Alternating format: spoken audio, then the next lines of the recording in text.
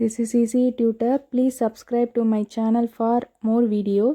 So please subscribe to Easy Tutor. In this video we are going to see about LAN architecture, and there are four basic architecture in local area network, and these are the different connection. So first connection is Ethernet, and this is a standard of IEEE 802.3, that is known as Ethernet, and IEEE 802.4, this is known as token bus, and zero point 0.5, this is known as token ring, and final one is fiber distributed data interface, FDDI. So first one is IEEE 802.3, that is Ethernet, and each architecture uses different access method, and the access method in Ethernet is CSMA CD, and this is basically used for reduce the collision, and this sends the traffic. First, in order to avoid the collision, we have to sense the line traffic, it is free or not. So the first it check the line. So because we connect more devices in a single line, so first the traffic is checked in this method, then the line is free, it send the data. So that is known as CSMA CD. The full abbreviation of this CSMA CD is carrier sends multiple access with collision detection, CSMA CD. So the access method used in Ethernet is CSMA CD. And next one is addressing, and this Ethernet uses 6 byte for addressing, and it uses the code known as network interface code for addressing, and it uses as a addressing bytes. So this NIC, this is uses 6 bytes for addressing. And signaling, there are two types, digital and analog. Baseband representing the digital, broadband representing the analog. If baseband means it uses the encoding method Manchester digital encoding. If it is analog mean, it uses the method PSK, phase shift keying method. And data rate, it can operate up to 1 to 100 megabits per second. And now we are going to see about this Ethernet in brief. So first of all, this Ethernet is broadly classified into two types, baseband and broadband. Baseband means digital, and it uses the encoding Manchester digital encoding. And broadband, this is for analog, and it uses the encoding PSK, phase shift keying encoding method. And under this baseband we have 5 different kind of connection, and this 10, first this represent the bits data rate. So this 10 means it operate at 10 megabits per second, data rate of megabits, 10 megabits per second. And this base means this is digital, and 5 means the cable length. So this represent the data rate, and this represent the cable length. So this is 10 base 5 means the Ethernet is Ethernet has the data rate of 10 megabits per second, and this is a digital communication, and the cable length of this is 500 meter. 5 means 500 meter, and 10 base 2 means again this 10 megabits per second is the data rate, and 2 means 185 meter cable length. And this 10 base T means this is represented a twisted pair cable. T represent the twisted pair cable, and 1 base 5 means here the data rate is 1 megabits per second, and 5 is the cable length, 500 meter is the cable length. And 100 base T, 100 is the megabits per second, and T is the twisted pair cable. So here we can observe that the Ethernet operated with the data rate of 1 megabits per second to 100 megabits per second. And here there is only one division under this broadband analog. We have only one, 10 prod 36, and similarly this 10 represent the data rate, and 36 represent the length, and broad represent the analog transmission. So this is the types of Ethernet. And this 10 base 5, considering this 10 base 5, this is a thick Ethernet. The cable is very thick, we cannot bend that cable also, and to avoid this thick Ethernet, we go for this 10 base 2, and this is known as thin Ethernet, and this both uses the bus topology LAN. And 10 base T is a twisted pair Ethernet, and it uses the star topology LAN. And 1 base 5, it uses star LAN. So we see the topologies in brief. So first one is 10 base 5 means 10 megabits per second, and this is baseband, and this is 500 meter cable length. So it uses the NIC, a network interface card, for addressing. Each station it has unique address, and that is represented as network interface card. And this is the connection, and this cable has the length of 500 meter. So this is the connection topology of 10 base 5. And this is the topology of 10 base 2, and here this has the cable length of 185 meter, and this is basically used for reducing the thickness of that cable in 10 base 5 topology. So this is the topology of 10 base 2, and this is 10 base T topology, and it replaced the coaxial cable in previous two. Here we are using twisted pair cable, and we can connect more station using this hub, intelligent hub, that can connect more devices in 10 base T topology. And this is the format: 10 megabits per second data rate, baseband, and this is for twisted pair. And this 10 base T topology has unique connection. Each has separate connection, twisted pair connection, to connect this hub, and this can be eliminated in 1 base 5. And here the megabits data rate is very less compared to other. This is 1 megabits per second data rate. It operates at 1 megabits per second, but it can connect, one station is connect with the hub, and the adjacent stations are connected like this using wires. So it can be connect more number of stations. So this kind of connection is known as daisy chaining, and unlike this 10 base T, which require that each station have its own dedicated cable into hub, star LAN, and this is known as star LAN, and star LAN allows as many as 10 stations to be linked, each to next in a chain. So it can connect more number of stations.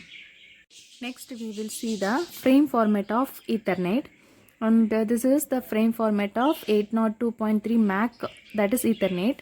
So first one is preamble, and next one is start field delimiter, SFD. Next one is destination address, next one is source address, then length of PDU, and data and padding. Next one is CRC. So first one is preamble, and this is the first field of this frame, and it contains 7 bytes, that is 56 bits of alternating zeros and ones. So alternating zeros and ones, this preamble having the format of alternate zeros and ones, and that alert the receiving system to the coming frame and enable it to synchronize its input timing. And each method uses timing, and based on that Ethernet and token bus, token ring, everything, it's based on timing, and each that timing only synchronize the communication between other devices, connected devices. So this is the preamble stage. It used to synchronize that input timing. And next one is start frame delimiter, SFD, and this is have the value of one. It has 1 byte value, and the value here is 10101011, and this is a signal that beginning of the frame, and this SFD tell the receiver that everything that follows is data starting with the address. So after this SFD, everything is data, follows this SFD is data started with the address. So next one is destination address. It has the address of physical address of the packet's next destination. So the next destination address having in this field, destination address. Next one is source address, and source address field also allotted 6 bytes and contain the physical address of the lost device to forward the packet, and it is the device, source device, and it has the physical address of the device which has sent the data to next. It has that address. Next one is length or type of PDU, and this PDU, protocol data unit, how the length or type of that PDU is defined in this unit, and it has 2 byte length. And next one is data PDU, 0.2.2 frame, and this is known as this field, and it known as data and padding. It has DSAP, SAP and control and information field. Last one is CRC, and CRC it has 4 byte and it uses for error checking. So this is the data format of Ethernet. So next one is token bus, and this is IEEE 802.4, that is known as token bus, and this is mainly used for factory purpose, factory automation. For that purpose only this topology is used. Token bus LAN is used, and this is it has the combined features of both token ring and Ethernet. So bus topology from Ethernet and collision free concept of this token ring, and this is mainly used for factory automation. So the token bus, the standard is IEEE 802.4, and this is a token parsing and token ring method. And first this B release the token, so the token is traveling along the ring. So if from the token pass from this B to A, and now this A have a data send this A to D, so it receive. So the station A capture the token and send the data to D. And next step, station D copies the frame and send the data back to the ring. Once it reach the this message to A release the token now. So station A receive the frame and release the token. Now like that this token is move along this ring, and the data from each station is transmitted to other station, and this is known as token passing method in token ring LAN. So it uses time limits. To keep traffic moving, token ring impose a time limit on any station wanting to use the ring. So the starting delimiter each station within a specific interval, usually 10 millisecond. In other words, each station expect to receive frames within regular time interval. For that purpose, this token ring uses this time limit, and this time limit is monitored using this monitor station. If the token is lost or the station is not producing any token, this monitor resend or regenerate the token again. That for that purpose, this token ring topology uses this monitor stations. And now we will see about the token ring frame format, and this is a frame format in token ring, and it has first is data start delimiter, start delimiter flag, and this is 1 byte length, and next one is access control, and next one is frame control, then destination address, source address, data, CRC, ED and FS. And here this start delimiter, the first field of the data or command frame ST is 1 byte long and is used to alert the receiving station to the arrival of the frame, as well as it's to synchronize its retrieval timing. And next one is access control. So next one is access control, and this access control AC field is 1 byte long and include 4 subfields. The first 3 bits are priority field. The first 3 bits are parity field, and 4th bit is called token bit, and 5th bit is called monitor bit, and finally last 3 bits for reservation. So this access control have 4 subfields. So the first 3 bits is for parity field, and 4th bit is called token bit, and 5th bit is called monitor bit, and finally the 3 bits, last 3 bits are for reservation field. And next one is frame control FC, and this FC field is 1 byte long and contain 2 fields, and 1 bit, first bit is used to indicate the type of information contained in the PDU, whether it is the control or control information or data,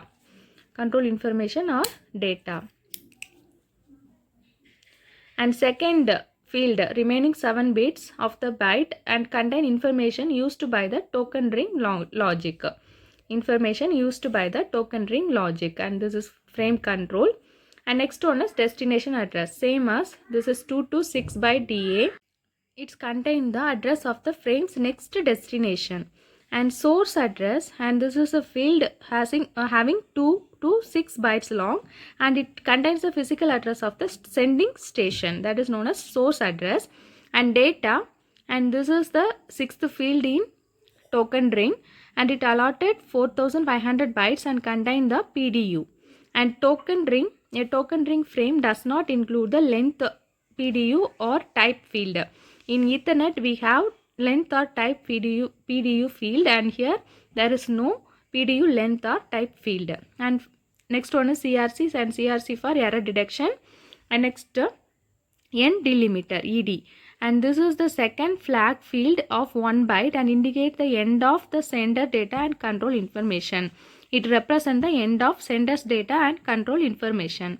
And final one is frame status, and the last byte of the frame is the FS field, and it can be set by the receiver to indicate.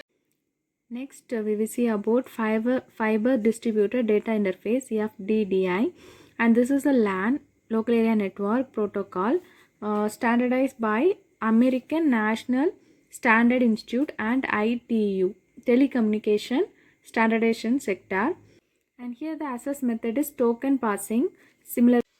And this access method using this token passing, and this mechanism uses two different frames. One is synchronous frame, another one is asynchronous frame. And synchronous frame is represented as S frame and asynchronous frame represented as A frame. And each station want a token mean it has to release the S frame first. It's required to send S frame first. And the remaining time, the time sent for S frame, and the remaining time may be then used to send A frames. And this is a mechanism used in FTDI. Are limited by using time period, and for the timing control we use three different types of time register. First one is synchronous allocations SA, target token rotation time TTRT, and next one is absolute maximum time MAMT.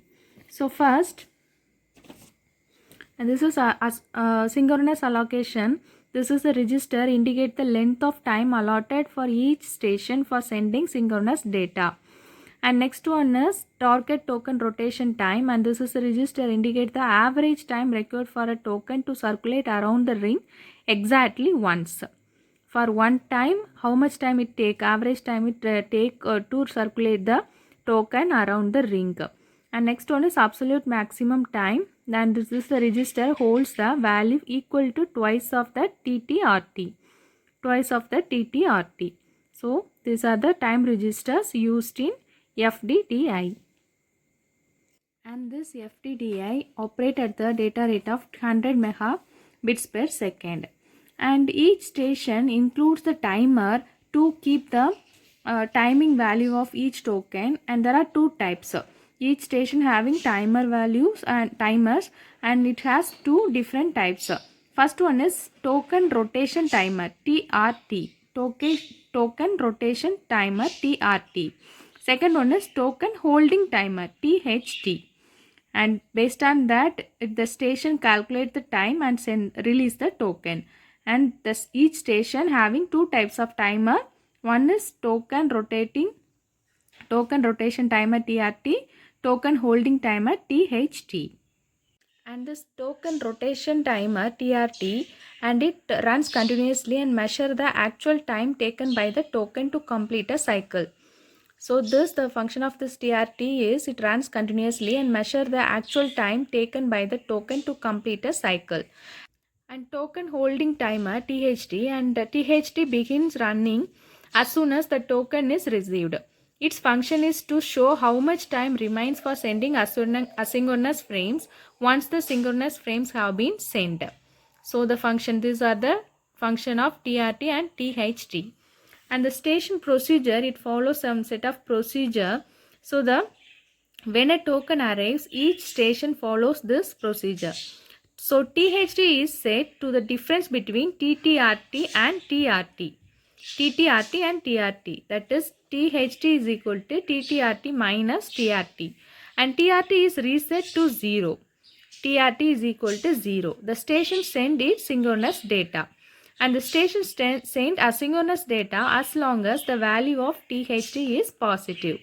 As long as this THT value is positive, the station sends asynchronous data, and this is the station procedure. And it used the encoding type, that is 4-bit bar 5-bit encoding, and here the 4-bit sequence is encoded as a 5-bit, and this is the encoding method adopted in FTDI LAN protocol. And this is a FTDA data frame type, and this is similar to token ring frame type. And we start with this ST start delimiter, and next one is FC frame control, next one is destination address, source address, and this is data field, and next one is CRC, and next ID is the end delimiter, and this is represent the end of the sender data. And FS, that is this FS also similar to token ring. We see about this FS in token ring. So this is the data frame is similar to token ring LAN.